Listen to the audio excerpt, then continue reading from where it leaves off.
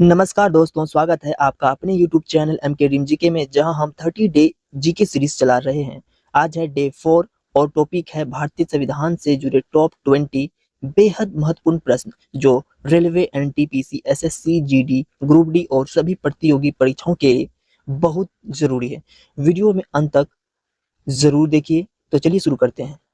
आपका पहला प्रश्न है, भारतीय संविधान कब लागू हुआ? दोस्तों, भारतीय संविधान लागू होने की तिथि है 26 जनवरी 1950। आपका सही आंसर हो जाएगा 26 जनवरी 1950। Option number C right answer है। अगला प्रश्न है, भारतीय संविधान के जनक किसे कहा जाता है? दोस्तों, भारतीय संविधान के जनक किसे कहा जाता है? तो देखिए दोस्तों, भारतीय संविधान के जनक डॉक्टर भीमराव अंबेडकर जी को कहा जाता है, क्योंकि उन्होंने संविधान की प्रारूप समिति ड्राफ्टिंग कमेटी के अध्यक्ष के रूप में संविधान के निर्माण और उसे अंतिम रूप देने भूमिका निभाई थी। तो आपका राइट आंसर हो जाएगा, भारतीय संविधान के जनक डॉक्टर भीमराव अंबेडकर जी को कहा जाता है। ऑप्शन नंबर सी हो जाएगा right answer. Doctor Bhimrao Ambedkar भारतीय संविधान के जनक। अगला प्रश्न है, भारतीय संविधान कितने भागों में विभाजित है? दोस्तों, भारतीय संविधान है वो कितने भागों में विभाजित है? तो देखिए दोस्तों, भारतीय संविधान मूल रूप से 22 भागों में विभाजित था, लेकिन संशोधन के बाद इसमें 25 भाग हैं, जिसमें 448 अनुच्छेद, 12 अनुसूचियां। दोस्तों, कितने अनुच्छेद हैं? 448 अनुच्छेद और 12 अनुसूचियां और एक प्रस्तावना शामिल है, और यह दुनिया का सबसे लंबा लिखित संविधान है। तो आपका राइट आंसर हो जाएगा 25 भाग। भारतीय संविधान में वर्तमान में 25 भाग है। ऑप्शन नंबर सी हो जाएगा राइट आंसर, जिसमें 448 अनुच्छेद और 12 अनुसूचियां हैं। अगला प्रश्न है, संविधान में मूल अधिकार किस भाग में है? दोस्तों, प्रश्न में है संविधान में मूल अधिकार किस भाग में है? तो देखिए, भारतीय संविधान में मौलिक अधिकार फंडामेंटल राइट्स भाग 3 में अनुच्छेद 12 से 35 के बीच में दिए गए हैं। तो आपका राइट आंसर हो जाएगा भाग 3। संविधान में मूल अधिकार किस भाग में? भाग 3 में है। राइट आंसर हो जाएगा ऑप्शन नंबर बी, भाग 3। अगला प्रश्न है, भारत को संप्रभु समाजवादी धर्मनिरपेक्ष लोकतांत्रिक गणराज्य किसने घोषित किया? भारत को संप्रभु समाजवादी धर्मनिरपेक्ष लोकतांत्रिक गणराज्य किसने घोषित किया? भारत को संप्रभु समाजवादी धर्मनिरपेक्ष लोकतांत्रिक गणराज्य घोषित करने का कार्य संविधान सभा ने किया, और बाद में 1976 में 42वें संशोधन द्वारा इन शब्दों को प्रस्तावना में जोड़ा गया। तो आपका सही जवाब हो जाएगा संविधान की प्रस्तावना ने। राइट आंसर हो जाएगा ऑप्शन नंबर ए, संविधान की प्रस्तावना ने घोषित किया। अगला प्रश्न है, भारतीय संविधान की प्रस्तावना किससे प्रेरित है? दोस्तों, भारतीय संविधान जो है वो संविधान की जो प्रस्तावना है वो किससे प्रेरित है, किस देश से प्रेरित है? ऑप्शन में देखिए, ए फ्रांस, बी रूस, सी अमेरिका, डी ब्रिटेन। आपका राइट आंसर हो जाएगा ऑप्शन नंबर सी, अमेरिका से प्रेरित है। भारतीय संविधान की प्रस्तावना अमेरिका देश से प्रेरित है, अमेरिका की संविधान से प्रेरित है। अगला प्रश्न है, संविधान सभा के अस्थायी अध्यक्ष कौन थे? दोस्तों, संविधान सभा के अस्थायी अध्यक्ष कौन थे?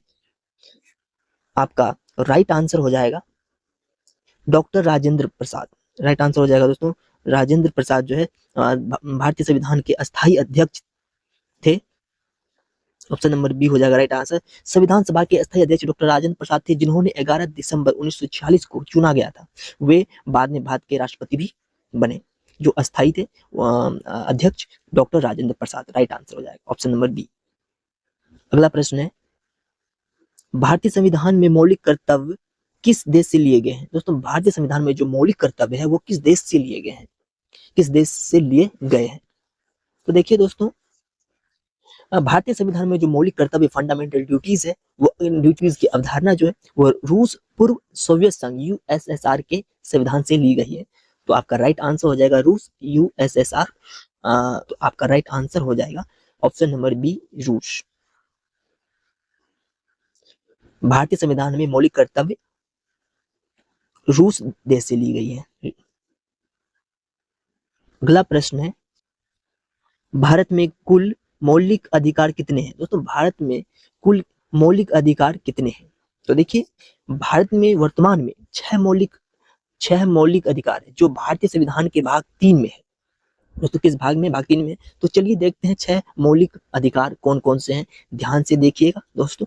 समानता का अधिकार, पहला मौलिक अधिकार में पहला मौलिक अधिकार है समानता का अधिकार। दूसरा स्वतंत्रता का अधिकार। तीसरा शोषण के विरुद्ध अधिकार। चौथा धार्मिक स्वतंत्रता का अधिकार। पांचवा संस्कृति और शिक्षा संबंधी अधिकार। और छठा है संवैधानिक उपचारों का अधिकार। ये छह अधिकार हैं। अब भारत में कुल मौलिक अधिकार कितने? 6। आपका राइट आंसर हो जाएगा ऑप्शन नंबर बी। हमने छहों को बताया दोस्तों कौन कौन से हैं। अगला प्रश्न है, मौलिक कर्तव्य संविधान में कब जोड़े गए? दोस्तों मौलिक कर्तव्य संविधान में कब जोड़े गए?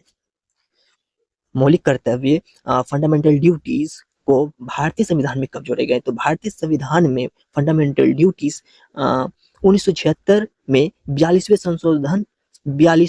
संविधान संशोधन के द्वारा जोड़ा गया था। तो आपका राइट आंसर हो जाएगा 1976 42वां संशोधन के द्वारा जोड़ा गया था। राइट आंसर हो जाएगा ऑप्शन नंबर सी। मौलिक कर्तव्य संविधान में कब जोड़े गए? 1976 42वां संशोधन के द्वारा जोड़ा गया था। राइट आंसर हो जाएगा ऑप्शन नंबर सी। अगला प्रश्न है, भारतीय संविधान का सबसे बड़ा भाग कौन सा है? दोस्तों भारतीय संविधान का सबसे बड़ा भाग कौन सा है? आपका राइट आंसर हो जाएगा ऑप्शन नंबर बी, भाग। दोस्तों राइट आंसर हो जाएगा ऑप्शन नंबर बी, भाग 4 भारतीय संविधान का सबसे बड़ा भाग है। अगला प्रश्न है, राष्ट्रपति के चुनाव का उल्लेख किस अनुच्छेद में है? दोस्तों राष्ट्रपति के चुनाव का जो उल्लेख है भारतीय संविधान में किस अनुच्छेद में है? तो देखिए दोस्तों भारतीय संविधान में राष्ट्रपति के चुनाव का जो उल्लेख है वह है अनुच्छेद 54, अनुच्छेद 54 में है। अनुच्छेद 54 में राष्ट्रपति के चुनाव का उल्लेख है। ऑप्शन नंबर बी बिल्कुल राइट आंसर हो जाएगा। ऑप्शन नंबर बी अनुच्छेद 54 में है। अगला प्रश्न है, संविधान में आपातकाल का प्रावधान किस भाग में? दोस्तों संविधान में आपातकाल का प्रावधान किस भाग में दिया गया है? किस भाग में है? तो देखिए दोस्तों भारतीय संविधान में आपातकाल के प्रावधान भाग 18 में है। अनुच्छेद 352 से 360 तक दिए गए हैं। तो आपका सही आंसर हो जाएगा ऑप्शन नंबर सी, भाग 18। भाग 18 में आपातकाल का प्रावधान है। अगला प्रश्न है, भारत का प्रथम राष्ट्रपति कौन था? दोस्तों भारत का प्रथम राष्ट्रपति कौन था? इस प्रश्न का आप राइट आंसर हो जाएगा आपका option number B, doctor Rajendra Prasad Bharat का प्रथम राष्ट्रपति था। ऑप्शन नंबर बी हो जाएगा right answer, doctor Rajendra Prasad Bharat का प्रथम राष्ट्रपति। चलिए अगला क्वेश्चन देखते हैं दोस्तों, संविधान सभा का गठन किस वर्ष हुआ? दोस्तों संविधान सभा का गठन किस वर्ष हुआ? जब संविधान बनाने की तैयारी होने लगी और जो संविधान का जो गठन हुआ सभा का, तो किस वर्ष हुई थी? तो देखिए दोस्तों संविधान सभा कॉन्स्टिट्यूएंट असेंबली का गठन 1946 में कैबिनेट मिशन योजना के तहत हुआ था। लेकिन दोस्तों इसकी जो पहली बैठक हुई थी वो 9 दिसंबर 1946 को 9 दिसंबर 1946 को हुई थी, जिसके बाद संविधान निर्माण की प्रक्रिया शुरू हुई। 9 दिसंबर 1946 के बाद ही जो इसकी संविधान निर्माण की प्रक्रिया शुरू हुई थी। तो आपका राइट आंसर हो जाएगा 1946, ऑप्शन नंबर सी। संविधान सभा का गठन 1946 ईस्वी में हुआ था। अगला प्रश्न है, भारतीय संविधान की भाषा क्या है? दोस्तों देखिए भारतीय संविधान का भाषा क्या है? दोस्तों भारतीय संविधान का जो भाषा है वो हिंदी और अंग्रेजी दोनों है। हिंदी आपका राजभाषा हो गया और अंग्रेजी आपका सहयोग भाषा हो गया। तो आप दोनों का जो है कि दोनों भाषा भारतीय संविधान की है। तो आपका राइट आंसर हो जाएगा ऑप्शन नंबर सी, हिंदी और अंग्रेजी दोनों। ऑप्शन नंबर सी आपका राइट आंसर हो जाएगा। भारतीय संविधान की जो भाषा है हिंदी और अंग्रेजी दोनों है। चलिए अगला प्रश्न देखते हैं। संविधान में नीति निर्देशक तत्व किस भाग में है? दोस्तों संविधान में नीति निर्देशक तत्व किस भाग में है? तो देखिए दोस्तों, भारतीय संविधान में नीति निर्देशक तत्व भाग 4 में शामिल है, जिसमें अनुच्छेद 36 से 51 तक के प्रावधान हैं। तो आपके राइट आंसर हो जाएंगे ऑप्शन नंबर बी, भाग 4 में नीति निर्देशक तत्व का जो है तत्व भाग 4 में है संविधान में। ऑप्शन नंबर बी बिल्कुल राइट आंसर हो जाएगा। भाग 4 में नीति निर्देशक तत्व भाग 4 में है संविधान में। अगला प्रश्न है, भारत में एकल नागरिकता का प्रावधान किस देश से लिया गया है? भारत में एकल सिंगल सिटीजनशिप का प्रावधान, भारत में सिंगल सिटीजनशिप एकल नागरिकता का प्रावधान किस देश से लिया गया है? भारत में एकल नागरिकता सिंगल सिटीजनशिप का प्रावधान ब्रिटेन यूनाइटेड किंगडम के संविधान से लिया गया है। दोस्तों किस देश के लिया गया है? ब्रिटेन। आपका राइट आंसर हो जाएगा ब्रिटेन यूनाइटेड किंगडम के संविधान से लिया गया है। आपका राइट आंसर हो जाएगा option number B, Britain. Option number B हो जाएगा राइट आंसर। ब्रिटेन से लिया गया है भारत में एकल नागरिकता का प्रावधान। अगला प्रश्न है, संविधान सभा के प्रारूप समिति के अध्यक्ष कौन थे? दोस्तों संविधान सभा के प्रारूप समिति के अध्यक्ष कौन थे? इस प्रश्न का राइट आंसर हो जाएगा दोस्तों doctor Bhimrao Ambedkar. Right answer हो जाएगा option number B, doctor Bhimrao Ambedkar संविधान सभा के प्रारूप समिति के अध्यक्ष थे। अगला प्रश्न है और आखिरी प्रश्न है इस सीरीज का, संविधान में संशोधन की प्रक्रिया किस अनुच्छेद में है?